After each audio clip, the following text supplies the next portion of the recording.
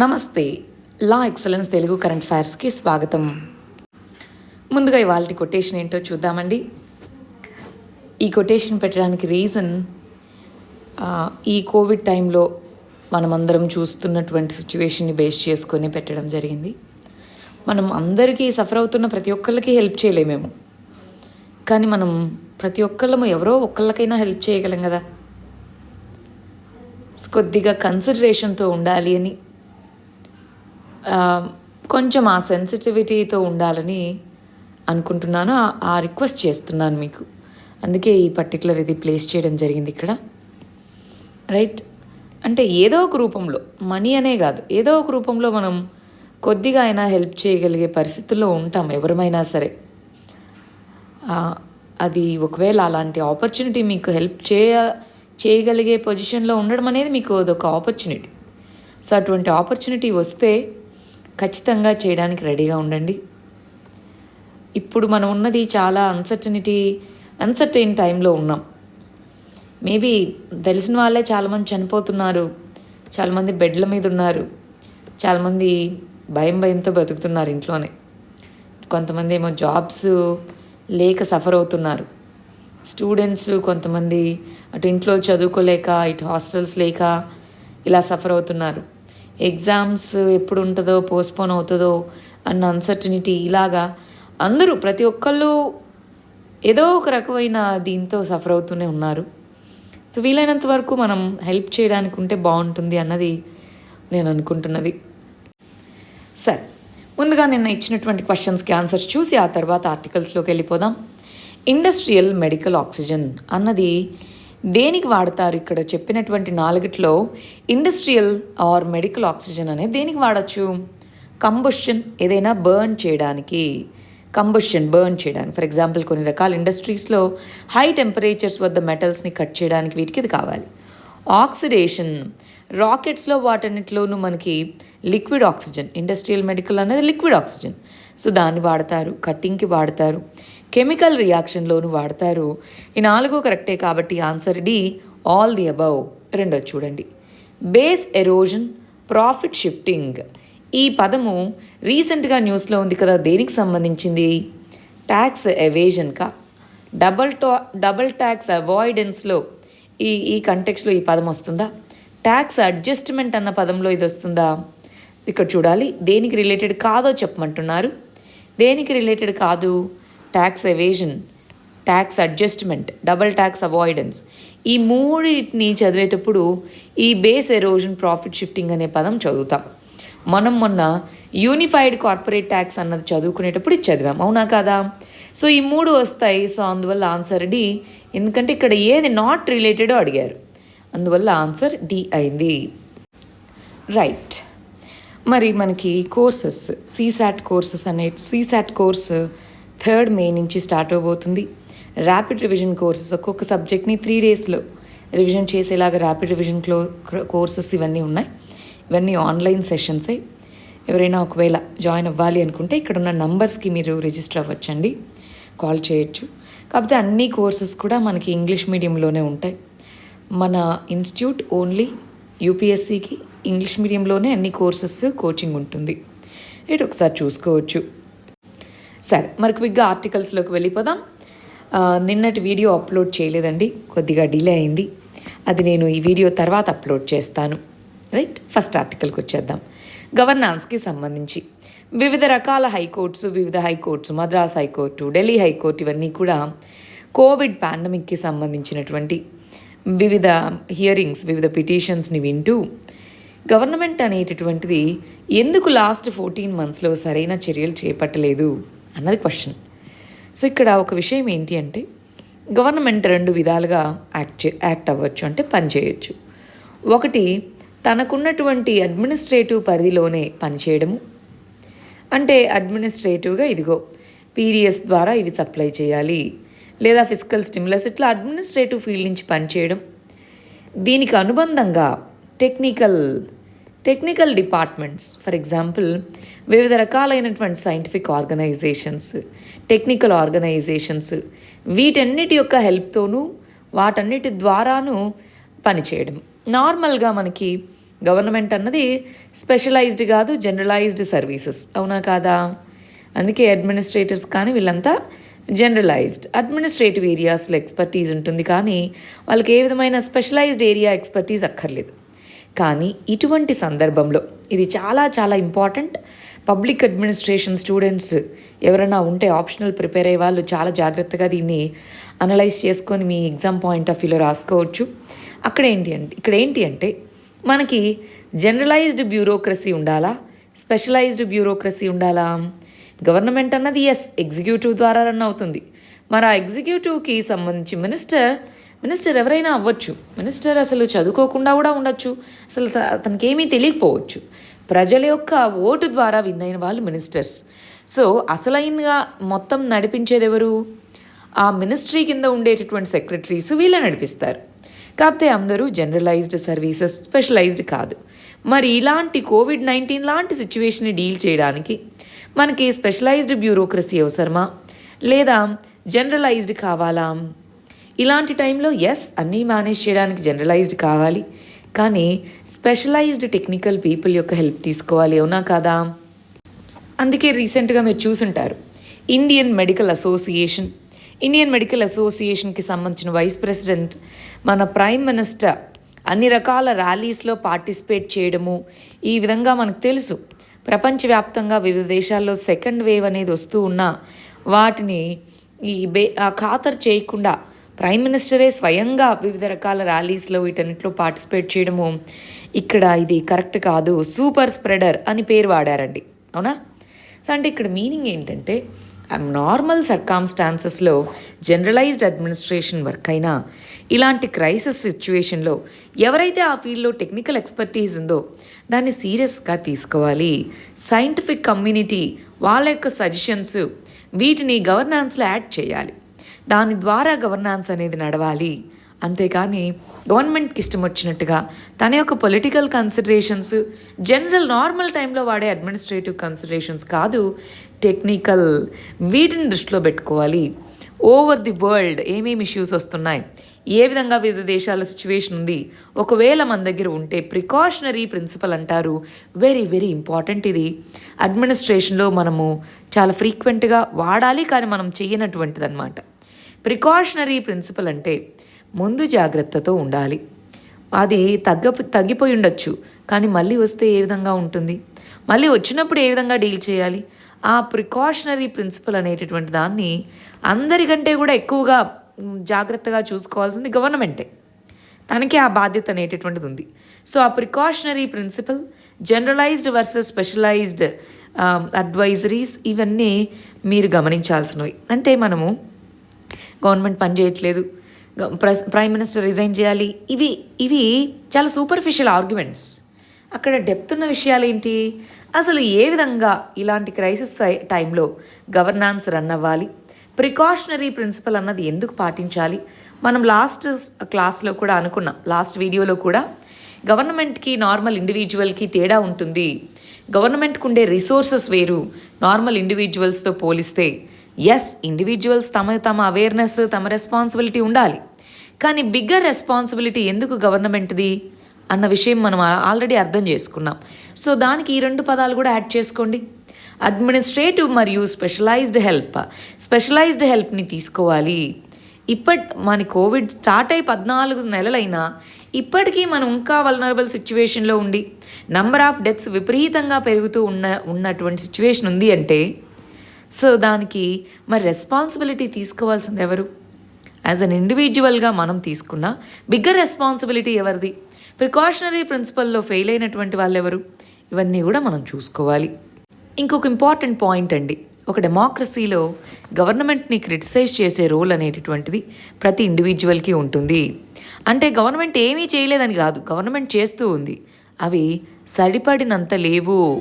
So ఆ కంటెక్స్లో democracy అనేటటువంటిది ఒక ఇండివిజువల్స్కి ఆ పవర్ ఇస్తుంది. దేశం అంటే ఎవరి ద్వారా ఏర్పడింది? మన ద్వారా, మనము ఇండివిజువల్స్. అది పార్టీని మనం క్రిటిసైజ్ చేస్తున్నట్టు కాదు, గవర్నమెంట్ తన పనిలో తను సరిగా చేయనందుకు, ఈ గవర్నమెంట్లోనే హయ్యెస్ట్ లెవెల్లో ఉన్న వాళ్ళు బాధ్యతారాహిత్యంగా ప్రవర్తించినందుకు మనం క్రిటిసైజ్ చేస్తున్నాం. ఆ హక్కు మనందరికీ ఉంటుంది. ఈ ఆర్టికల్ కూడా దానికి సంబంధించిందే చూడండి. ఎలక్షన్స్ అని చెప్పేసి వివిధ రాష్ట్రాల్లో ఎలక్షన్స్ కండక్ట్ చేస్తున్నాం. వెస్ట్ బెంగాల్, తమిళనాడు, ఇలా వివిధ రాష్ట్రాల్లో ఎన్నికలు జరుగుతూ ఉన్నాయా? ఆల్రెడీ కొన్ని రాష్ట్రాల్లో అసెంబ్లీ ఎన్నికలు అనేటటువంటివి కంప్లీట్ అయ్యాయి. ఇంకా వెస్ట్ బెంగాల్లో ఇంకొక ఫేజ్ అనేటటువంటిది పెండింగ్లో ఉంది. సో ఇలాంటి కంటెక్స్లో రీసెంట్గా మనకి ఎలక్షన్ కమిషన్ ఆఫ్ ఇండియా అనేటటువంటిది ఇదిగో ఎన్నికల ఫలితాలు మేము వెల్లడిస్తాము, కానీ ఆ విక్టరీ ర్యాలీస్ అని ఇలాగేమీ చేపట్టకూడదు అన్నారు.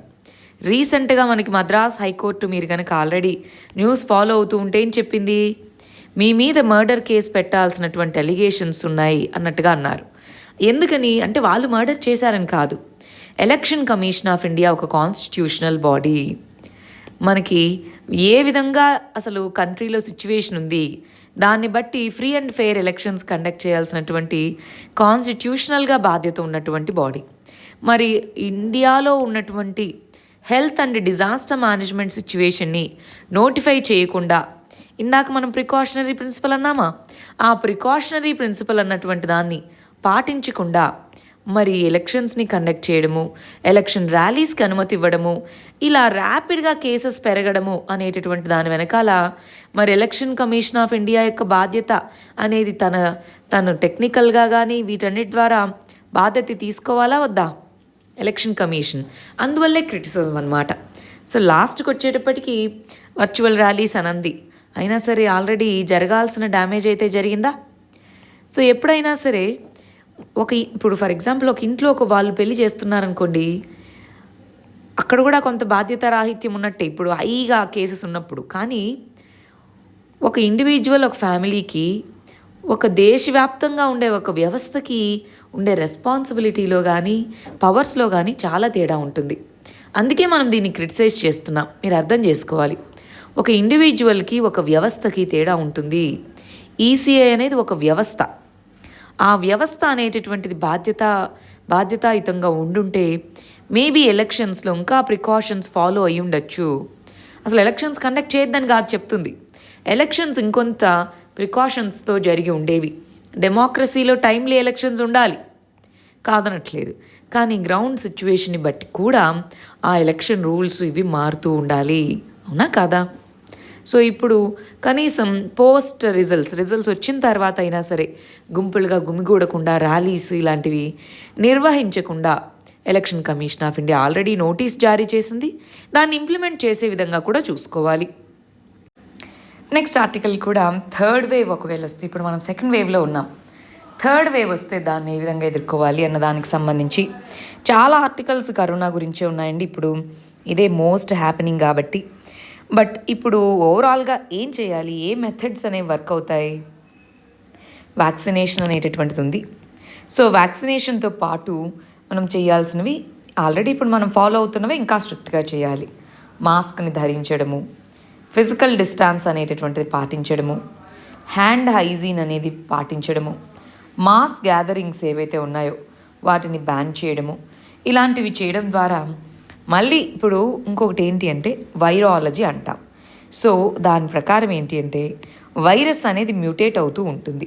నార్మల్గానే చాలా డిసీజెస్కి, వైరల్ డిసీజెస్లో వైరల్ మ్యూటేషన్స్ అనేవి ఉంటాయి.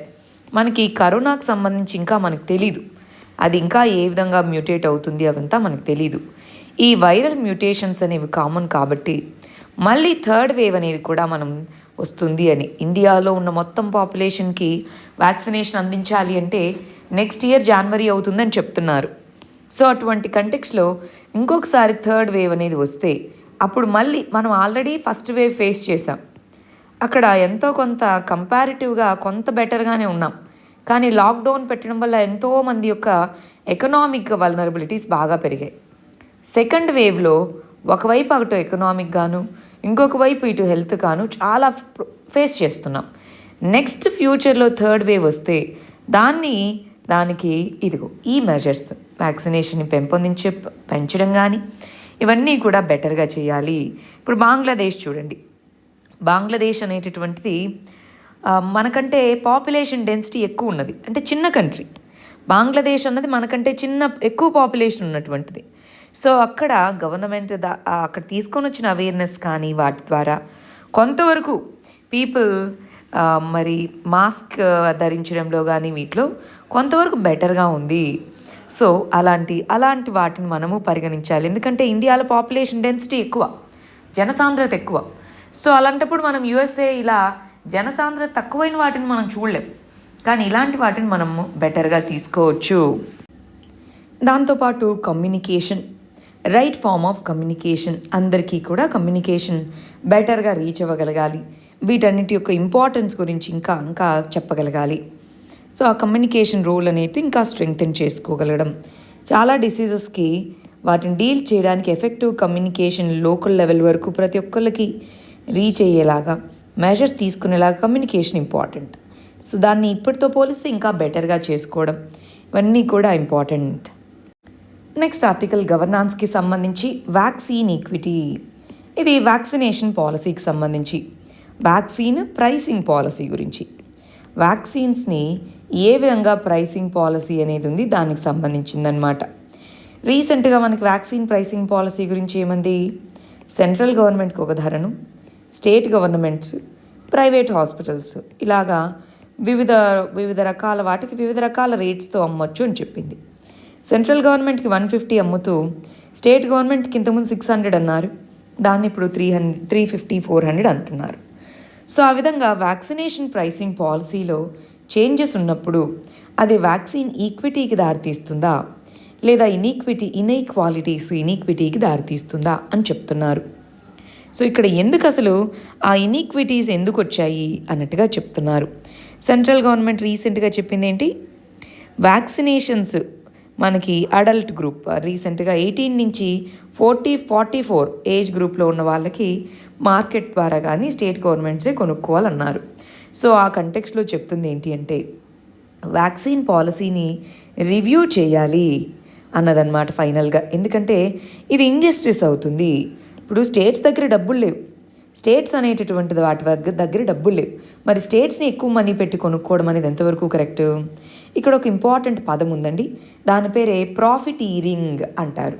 ప్రాఫిటీరింగ్ అంటే ప్రాఫిట్స్ రావాలి. ప్రాఫిటీరింగ్ అంటే అత్యధికంగా వాళ్ళకి వెళ్ళేది కాదు. ఇప్పుడు 100 రూపాయల వస్తువు మీద 6 రూపాయల ప్రాఫిట్ వస్తే ఓకే, 100 రూపాయల వస్తువు మీద 35 రూపాయల ప్రాఫిట్ అనేది ఎక్సెసివ్ ప్రాఫిట్. సో ఆ ప్రాఫిటీరింగ్ అన్నటువంటిది ఉండకూడదు. సో ప్రాఫిటీరింగ్ అనే దాన్ని అడ్డుకోవాలి. దానికి సంబంధించి గవర్నమెంట్ అనేటటువంటిదే, సెంట్రల్ గవర్నమెంట్ అనేటటువంటిదే చర్యలు చేపట్టాలి. ప్రాఫిట్స్ ఉండాలి, ప్రాఫిటీరింగ్ కాదు. ఈ పదం ఇంపార్టెంట్, గుర్తుపెట్టుకోవాలి. Next very very important article ఎడ్యుకేషన్కి సంబంధించి.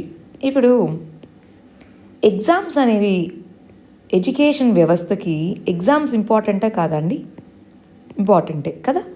అంటే ఎవరు ఎంత సిన్సియర్గా ఉన్నారు, ఎవరు ఎంత నేర్చుకుంటున్నారు, ఎవరు అప్లై చేయగలరు అనేది. కానీ ఒక నాలెడ్జ్ని ఇప్పుడు చూడండి, చాలా స్టేట్స్లో ఆల్రెడీ ఎగ్జామ్స్ని పోస్ట్పోన్ చేశారు. కొన్ని స్టేట్స్లో ఫర్ ఎగ్జాంపుల్ ఏపీ లాంటి స్టేట్స్లో ఎగ్జామ్స్ని పోస్ట్పోన్ చేయట్లేదు. ఎందుకని? నాలెడ్జ్ని ఎలా మెజర్ చేస్తాము ఎగ్జామ్స్ లేకుంటే అని. కానీ ప్రస్తుతం మనకున్న ఎగ్జామ్స్ చూడండి, ప్రస్తుతం మనకున్న ఎగ్జామ్స్కి మనం చేసే జాబ్కి ఏమన్నా రిలేషన్ ఉందా? నాకు ఈ ఎగ్జామ్స్ వీటి గురించి ఏదైనా ఇలాంటి ఆర్టికల్స్ వచ్చినప్పుడు ఒక మూవీలో ఒక సీన్ గుర్తొస్తుందండి. ఆకలి రాజ్యం అని 1990s మూవీ, కమల్ హాసన్ గారు హీరో. దాంట్లో ఆయన ఒక ఇంటర్వ్యూకి అటెండ్ అవుతారు, క్లర్క్ ఉద్యోగానికి అటెండ్ అవుతారు. వాళ్ళు ఏవో క్వశ్చన్స్ అడుగుతారు. అప్పుడు ఇతను ఏమంటారంటే, నేను చెయ్యాలనుకునే ఉద్యోగం ఏంటి, నువ్వు అడిగే క్వశ్చన్స్ ఏంటి, దీనికి ఏమన్నా సంబంధం ఉందా అసలు అన్నట్టుగా అనమాట. సో ఎప్పుడన్నా ఎగ్జామ్స్ వాటి ప్యాటర్న్ అనగానే అదే సీన్ గుర్తొస్తుంది. ఎందుకని నేను చెప్తున్నా అంటే, అసలు మనకున్నటువంటి ఎగ్జామ్ సిలబస్ కానీ, మనకున్నటువంటి ఎగ్జామ్ ప్యాటర్న్ కానీ, ఇప్పుడు మనం చేసే జాబ్కి లేదా ఇప్పుడు మనం అక్వైర్ చేసుకునే నాలెడ్జ్కి దీనికి రిలేషన్షిప్ అనేది, గ్యాప్ అనేది లేదంటారా? గ్యాప్ అనేది ఉందా లేదా? ఎస్. మన కరికులం కానీ అసలు ఒక ఇండివిజువల్కి కావాల్సింది ఇన్ఫర్మేషనల్ గ్రోతా, నాలెడ్జ్ గ్రోతా? అంటే ఒక స్టూడెంట్కి ఓన్లీ ఇన్ఫర్మేషన్ తెలిస్తే సరిపోదు. తన యొక్క సోషల్ యాటిట్యూడ్ కానీ ఓవరాల్గా తన యొక్క ఇంటలెక్చువల్ గ్రోత్ అనేటటువంటిది ఉండాలి. ఎగ్జామ్ దీన్ని టెస్ట్ చేయాలి, అవునా కాదా? అంతేగాని ఏ సంవత్సరంలో ఈ రైల్వే లైన్ ఓపెన్ చేశారు. సో దాన్ని బట్టి ఈ ఈ పర్టికులర్ వ్యక్తి ఒక సొసైటీలో ఏ విధంగా, మనం ఇప్పుడు అదే కదా చెప్తున్నాం, 995 మార్కులు వచ్చాయి 1000 మార్కులకి, చూడు వీడు ఎంత ఇంటెలిజెంటో. అతనికి పక్కన వాళ్ళతో ఏం మాట్లాడడం కూడా తెలిసి ఉండకపోవచ్చు, సోషల్ స్కిల్స్ అసలు ఏమీ లేకపోవచ్చు. So social skills, intellectual skills, వీటిని కాదా మనం టెస్ట్ చేయాలి. రేపు లెట్సే ఈ మార్క్స్ బేస్ చేసుకునే మనము ఒక అడ్మినిస్ట్రేటర్గా చేసాం అనుకుందాం. సోషల్ ఒక కాన్ఫ్లిక్ట్ సిచ్యువేషన్లో పీపుల్ని కామ్ చేయగలిగే సిచ్యువేషన్, టెన్షన్ ఉన్నటువంటి సిచ్యువేషన్స్లో డెసిషన్ తీసుకోగలిగే, ఇవన్నీ కూడా వస్తాయా ఓన్లీ మార్క్స్ ద్వారా? ఇప్పుడు అలాంటి ఎడ్యుకేషన్ సిస్టమ్ నుంచి ఇది ఒక ఆపర్చునిటీ. కోవిడ్-19 అనేది ఆపర్చునిటీ. ఎడ్యుకేషన్స్లో నార్మల్ ఎగ్జామ్స్ కండక్ట్ చేయలేకున్నాం. ఇటువంటి టైంలో అసలు ఎడ్యుకేషన్ అనే సిస్టమ్ని రీడిఫైన్ చేసుకోవచ్చా? క్వాలిటీ ఎడ్యుకేషన్కి సంబంధించి అసెస్మెంట్, మనం పెట్టే టెస్ట్లలో ఈ అసెస్మెంట్లో చేంజెస్ అనేటటువంటివి, ఎవాల్యుయేషన్ సిస్టంలో చేంజెస్ అనేటటువంటివి, వీటిని రీఇమాజిన్ చేసుకునే ఆపర్చునిటీ ఈ క్రైసిస్ కల్పించిందా? క్రైసిస్లో ఇవి ఆలోచించవచ్చా? ఇప్పుడు ఇదే కదా మనం మెజర్గా తీసుకుంటున్నాం. ఒక వ్యక్తి యొక్క ఇంటెలిజెన్స్కి ఇదే మెజర్గా తీసుకుంటున్నాం. ఒక వ్యక్తి యొక్క అతను సొసైటీలో తనకు కూడా అమ్మో వీడికి ఇన్ని మార్కులు వచ్చాయి అంటున్నాం. అంతే తప్ప సోషల్ స్కిల్స్ కానీ, ఇంటలెక్చువల్ స్కిల్స్ కానీ ఇవేమీ మనం చూడట్లేదు. ఎమోషనల్ స్కిల్స్ కానీ చూడండి, ఒక మార్క్ తక్కువ వచ్చిందంటే సూసైడ్ చేసుకునే లాంటి పిల్లలు చాలామంది ఉన్నారు. ఎమోషనల్లీ మరి మెచ్యూర్డా? 990 వస్తే ఏంటి, 400 వస్తే ఏంటి అలాంటి టైంలో? సో ఇవన్నీ కూడా ఏ విధంగా ఒక ఎడ్యుకేషన్ సిస్టంలో ఇంటిగ్రేట్ చేయగలమో అని ఆలోచించుకోవాలి. ఈ పాయింట్స్ మీరు కొద్దిగా ఆలోచించండి. యాజ్ అ ఇండివిజువల్ సొసైటీలోనూ మనం ఆలోచించాలి, ప్లస్ యాజ్ అ అడ్మినిస్ట్రేటర్గాను మీరు ప్రిపేర్ అవుతున్నారు కాబట్టి ఎగ్జామ్స్కి ఆలోచించాలి. రైట్, ఒకసారి చూసుకోండి. నెక్స్ట్ ఆర్టికల్ ఇంటర్నేషనల్ రిలేషన్స్కి సంబంధించి వివిధ దేశాలు మనకి హెల్ప్ చేయడానికి ముందుకు వస్తున్నాయి. యుఎస్ఏ, చైనా, రష్యా దగ్గర నుంచి. అయితే ఇక్కడ మనం గమనించాలండి, లాస్ట్ 17 ఇయర్స్లో మనం ఎప్పుడూ కూడా గ్రాంట్స్ని ఒప్పుకోలేదు, ఫారిన్ ఎయిడ్ అనేది ఒప్పుకోలేదు. లోన్ తెచ్చుకున్నాం, వాళ్ళ దగ్గర నుంచి లోన్స్ తెచ్చుకున్నాం, కానీ ఫారిన్ ఎయిడ్ ఒప్పుకోలేదు. సో మొన్ననే ఒకరెవరో స్టేటస్ పెడితే చూశానండి వాట్సాప్లో. ఇప్పుడు కనుక ప్రైమ్ మినిస్టర్గా మన్మోహన్ సింగ్ గారు ఉండుంటే ఆయన యుఎస్ఏ ముందుకెళ్ళి చేతులు జోడించి అడుక్కునే వాళ్ళు అని చెప్పి, అది హిస్టారికల్ ఫ్యాక్ట్స్ తెలియకపోవడం అన్నమాట. ఎందుకంటే మనకి 2004లో అతిపెద్ద సునామీ మన ఇండియన్ కోస్ట్ని హిట్ అయింది. అప్పుడు ఫారిన్ కంట్రీస్ మనకు హెల్ప్ చేస్తామంటే మనము వద్దన్నాం, ఫారిన్ ఎయిడ్ని మనం తీసుకోలేదు. ఆ తర్వాత కూడా భూకంపాలు, వరదలు ఇవి వచ్చినా ఫారిన్ ఎయిడ్ని మనం తీసుకోలేదు, ఇన్ని సంవత్సరాలు తీసుకోలేదు. ఇప్పుడే ఫారిన్ ఎయిడ్ని తీసుకుంటామని యాక్సెప్ట్ చేశామన్నమాట. లాస్ట్ ఇయర్ కూడా కేరళలో ఫ్లడ్స్ వచ్చినప్పుడు మనం తీసుకోలేదు. సో అప్పుడు 2004లో సునామీ వచ్చినప్పుడు కూడా మనం తీసుకోలేదు. రైట్, సో మనం ఫ్యాక్చువల్గా కరెక్ట్గా ఉండాలి, పొలిటికల్ పార్టీ బేసిస్గా కాదు. స్టూడెంట్స్ అన్నాక ఫ్యాక్చువల్గా మనం తెలుసుకోవాలి. 17 ఇయర్స్గా ఫారిన్ ఎయిడ్ని మనం యాక్సెప్ట్ చేయలేదు. ఇప్పుడున్న పరిస్థితుల్లో హెల్ప్ తీసుకోవడం తప్పు లేదు. ఎందుకంటే ప్రజల యొక్క ప్రాణాలు, ఈగో కాదు మనకు కావాల్సింది, ప్రజల యొక్క ప్రాణాలు. సో ఈ ఫారిన్ ఎయిడ్ని తీసుకోవడంలో తప్పేమీ లేదు. ఇంతకుముందు మనం మేనేజ్ చేయగలిగాం, సో తీసుకోలేదు. ఇప్పుడు అది అవుట్ ఆఫ్ బౌండ్స్ వెళ్ళిపోతూ ఉన్నటువంటి టైంలో తీసుకోవడంలో తప్పేమీ లేదు. అవసరమైనప్పుడు మనము హెల్ప్ చేయాలి, మనకు అవసరం ఉన్నప్పుడు మనం తీసుకోవడంలో తప్పేమీ లేదు. నెక్స్ట్ ఆర్టికల్ సైన్స్ అండ్ టెక్నాలజీకి సంబంధించి పర్మనెంట్ స్పేస్ స్టేషన్. చైనా అనేది తన యొక్క పర్మనెంట్ స్పేస్ స్టేషన్కి సంబంధించి బిల్డ్ చేస్తూ ఉంది ఆల్రెడీ.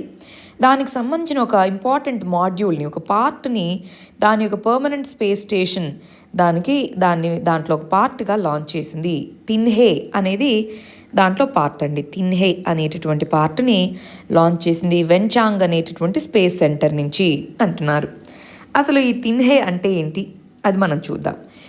ఇక్కడ చిన్న చిన్న పదాలు చెప్తాను, అవి కొన్నిసార్లు అడగచ్చు ఎగ్జామ్లో, చూడండి. ఇప్పుడు ఆల్రెడీ ఇంటర్నేషనల్ స్పేస్ స్టేషన్ అనేటటువంటిది ఉంది. దాన్ని USA, Russia, Canada, Japan, European space agency వీళ్ళందరూ కలిసి మేనేజ్ చేస్తున్నారు. వాటితో పాటు చైనా అనేటటువంటిది తన యొక్క తియాన్వెన్ అన్నది తన యొక్క స్పేస్ స్టేషన్ పేరు. ఇండియా అనేది కూడా మనం ఇంకా స్పేస్ స్టేషన్కి పేరు పెట్టలేదు, బట్ ఇండియన్ స్పేస్ స్టేషన్ అన్నది 2030 కల్లా మనము మన ఇండిపెండెంట్గా తీసుకొని రావాలి అన్నటువంటిది మన యొక్క ఐడియా అన్నమాట. దాంతోపాటు రీసెంట్గా రష్యా ఏమంది, మా ఓన్ స్పేస్ స్టేషన్ని మేము బిల్డ్ చేసుకుంటాము అని వాళ్ళు అన్నారు. ఇవేనా స్పేస్ స్టేషన్స్కి సంబంధించి మనకు న్యూస్లో ఉన్నవి. సరే, ఈ తియాన్వెన్ అన్నటువంటిది చైనాకు సంబంధించిన స్పేస్ స్టేషన్. వీళ్ళు దీనికి సంబంధించి దీన్ని లాంచ్ చేయడానికి అని చెప్పేసి వాళ్ళు మా మాడ్యూల్స్ పార్ట్స్ పంపించాలి కదా, దానికోసం వాళ్ళు వాడుతూ ఉన్నటువంటి లాంచ్ వెహికల్ పేరు లాంగ్ మార్చ్ అని పిలుస్తారు. లాంగ్ మార్చ్ అనేటటువంటిది లాంగ్ మార్చ్ 5B అన్నది వాళ్ళ దగ్గర ఉండే పవర్ఫుల్ రాకెట్ లాంచర్ అనమాట. అదే మనకి GSLV MK3 అంటాం. మనం ఇంకా దీనికి సంబంధించి ఏమీ లాంచ్ చేయలేదండి, జస్ట్ ప్లాన్లో మాత్రమే ఉన్నాం. GSLV Mark 3 అని మనం పిలుస్తున్నాం, రైట్. ఇప్పుడు ఈ తియాన్వెన్కి సంబంధించి ఇంకొంత డీటెయిల్స్ చూద్దాం.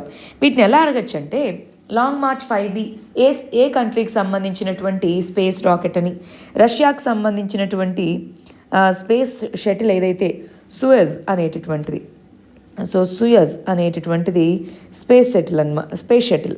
సో అదే ISSకి సంబంధించి రీసెంట్గా SpaceX అనేది ప్రైవేట్ స్పేస్ కంపెనీ, దాని నుంచి డ్రాగన్ క్రూ మాడ్యూల్ని పంపించడం ఇలా చేస్తున్నాం.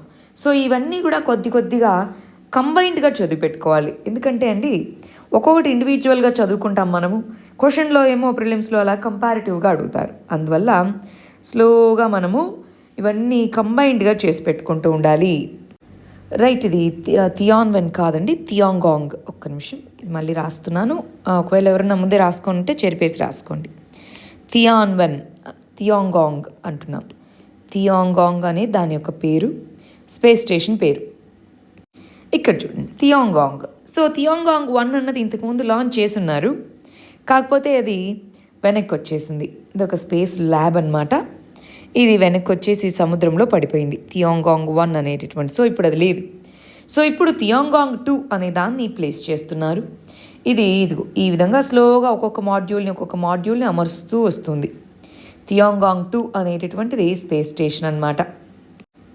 చూడాలి, 2022 కల్లా దీన్ని సెటప్ చేయాలి అన్నటువంటిది ఐడియా అనమాట. సో మన చైనా నుంచి వీళ్ళు స్లోగా కొన్ని పార్ట్స్ లాంచ్ చేస్తూ వస్తున్నారు. మరి రీసెంట్గా లాంగ్ మార్చ్ 5 అనేటటువంటి లాంచ్ వెహికల్ ద్వారా లాంచ్ చేయబడినటువంటి పార్ట్ ఏంటి? లాంగ్ మార్చ్ 5B ద్వారా ఇదిగో తిన్హే అనే పార్ట్ ఉందా, ఈ పార్ట్ ఇది లివింగ్ మాడ్యూల్ అనమాట. అక్కడ వెళ్ళిన సైంటిస్టులు ఉండడానికి ఆ మాడ్యూల్ని లాంచ్ చేయడం జరిగింది. ఇదిగో ఇది కోర్ మాడ్యూల్ అంటాము. ఈ కోర్ మాడ్యూల్ పేరే తియాన్హే అనేది దాని పేరు. సో ఇది డాక్ మాడ్యూల్ అంటారు. సో దీంతో డాక్ అవుతుంది. ఇక్కడ ఏవైతే ఇవన్నీ ఉన్నాయా, ఇవన్నీ మన యొక్క సోలార్ ప్యానల్స్ అన్నమాట. దానికి కావాల్సిన ఎనర్జీ అదంతా కూడా ఇక్కడ అందిస్తారు. ఓవరాల్గా ఇది 2022 కల్లా ఫుల్లీ ఫంక్షనల్ అవ్వచ్చు అన్నటువంటి చెప్తూ ఉంది. ఆల్రెడీ లాంచ్ చేశారు. మీరు రీసెంట్గా చూస్తే చైనా అనేది చాలా స్పేస్ ప్రోబ్స్లో యాక్టివ్గా ఉంది. మరి మనకి మూన్ మీద నుంచి లూనార్ రాక్ శాంపుల్స్ని వెనక్కి తీసుకొని వచ్చారు. నెక్స్ట్ ఆల్రెడీ మనకి మార్స్ మీదకి రోవర్ని పంపించున్నారు. ఇలా వివిధ రకాలుగా స్పేస్లో చైనా అనేటటువంటిది టెక్నాలజీ వైజ్గా కానీ స్పేస్ లాంచెస్లో ముందుకు వెళ్తూ ఉంది. ఇది కొన్ని రోజులకి కంపీట్ అవ్వగలిగే పరిస్థితిలో ఉందన్నమాట. మిగిలిన స్పేస్ పవర్స్ అయినటువంటి USA మరియు రష్యాతో కంపీట్ అవ్వగలిగే పరిస్థితికి ఇది ఉంది అని తెలుసుకోవాలి, రైట్. సో తియాంగాంగ్ 2 ఆల్రెడీ దాంట్లో వివిధ పార్ట్స్ని పెట్టారు చూడండి, వివిధ రకాల స్పేస్ క్రాఫ్ట్స్తో. ఇప్పుడు లాంగ్ మార్చ్ 5B అనే రాకెట్తో వీటిని పంపించారు అని చెప్తున్నారు. సరే, లాస్ట్ సెషన్లో మనం ఇచ్చినటువంటి క్వశ్చన్స్కి మన వాళ్ళ ఆన్సర్ రాసారా చూద్దాం. న్యూట్రిషనల్ ఛాలెంజెస్ ఏమేమి ఫేస్ చేస్తున్నాం, ఏమేమి వే ఫార్వర్డ్ ఏంటి. సో వర్డ్ లిమిట్లో రాసుకోవాలండి, 250 వర్డ్స్లో. సో కొంతమంది లాంగ్ ఆన్సర్స్ రాశారు, నాకు వాటిని స్క్రీన్ షాట్ తీసి పెట్టడానికి కుదరలేదు, అందుకని నేను దాన్ని ప్లేస్ చేయలేకపోయాను. 250 వర్డ్స్లో రాసుకోవాలి. సరే, మరి న్యూట్రిషనల్ ఛాలెంజెస్ దానికి ఉన్న కారణాలు ఏంటి అని రాశారు. తీసుకోవాల్సిన చర్యలు ఏంటి, ఓవరాల్గా ఏంటి అన్నారు. ఇక్కడ ఆల్రెడీ మనం కొన్ని తీసుకున్నాం, అవి కూడా మీరు మెన్షన్ చేయాలి, సరేనా. ఇక్కడ చూడండి, ఇవన్నీ కారణాలు సవాళ్ళు ఏంటి అన్నాము, ఆ సవాళ్ళ గురించి రాశారు చూడండి. పేదరికం, నిరుద్యోగం, అసమానతలు. Very good. సో ఇవన్నీ రాశారు. Okay, good. ప్రభుత్వం తీసుకున్న చర్యలు ఇంకొద్దిగా 1, 2, 3 అని రాయండి. తీసుకోవాల్సిన చర్యలు ఇంకా బెటర్గా రాసుకోవాలి. టెక్నాలజీ అనేది ఒక ఇంపార్టెంట్గా రాసుకోండి. రోల్ ఆఫ్ టెక్నాలజీ ఉందా లేదా? జిఎం టెక్నాలజీ వాడి మరి మనము ఎక్కువగా పంటలు అనేవి పెరిగేలాగా చేసుకోవచ్చా? సో అది కూడా ఒక పాయింట్గా యాడ్ చేసుకోండి. But good. న్యూట్రిషనల్ ఛాలెంజెస్ అన్నాం. రీసెంట్గా ఇదిగో ఈ సిచ్యువేషన్లో ఉన్నాం. న్యూట్రిషనల్ ఛాలెంజెస్ ఇవి. ఆల్రెడీ గవర్నమెంట్ కొన్ని స్కీమ్స్ని లాంచ్ చేసింది. మరి ఇదిగో ఇంకేం చేయాలి అన్నది రాశారు. ఇంకేం చేయాలన్నది వే ఫార్వర్డ్ సజెస్ట్ చేయండి అన్నదే ఉంది కాబట్టి ఇంకొంత ఎలాబరేట్ చేసుకోండి. బట్ రాసిన విధానం ఇదంతా ఓకే, ఇంకొంత దీన్ని ఎలాబరేట్ చేసుకోండి. రైట్. పౌష్టికాహార లోపంకి సంబంధించి రిపోర్ట్స్ రాశారు. ఏమేం సమస్యలు ఎదుర్కొంటున్నామో, ఏ సిచ్యువేషన్ ఏ విధంగా ఉంది, దానికి సంబంధించిన సమస్యలు ఏంటి, ఏం చర్యలు చేపట్టాలి. ఆల్రెడీ మనము కొన్ని స్కీమ్స్ తీసుకున్నాం కదా అంటే అది రాయండి. ఆల్రెడీ కొన్ని తీసుకున్నాం, దానికి అడిషనల్గా ఇవి తీసుకుంటే బాగుంటుందని రాయండి. Right, good. సరే, మరి ఇది ఇవాల్టి మన మెయిన్స్ క్వశ్చన్. దీనికి ఆన్సర్ రాయడానికి ప్రయత్నించండి. ఇవి మన ప్రిలిమ్స్ క్వశ్చన్స్. వీటికి ఆన్సర్స్ కమెంట్ సెక్షన్లో రాయడానికి ట్రై చేయండి. All the very best. Thank you very much.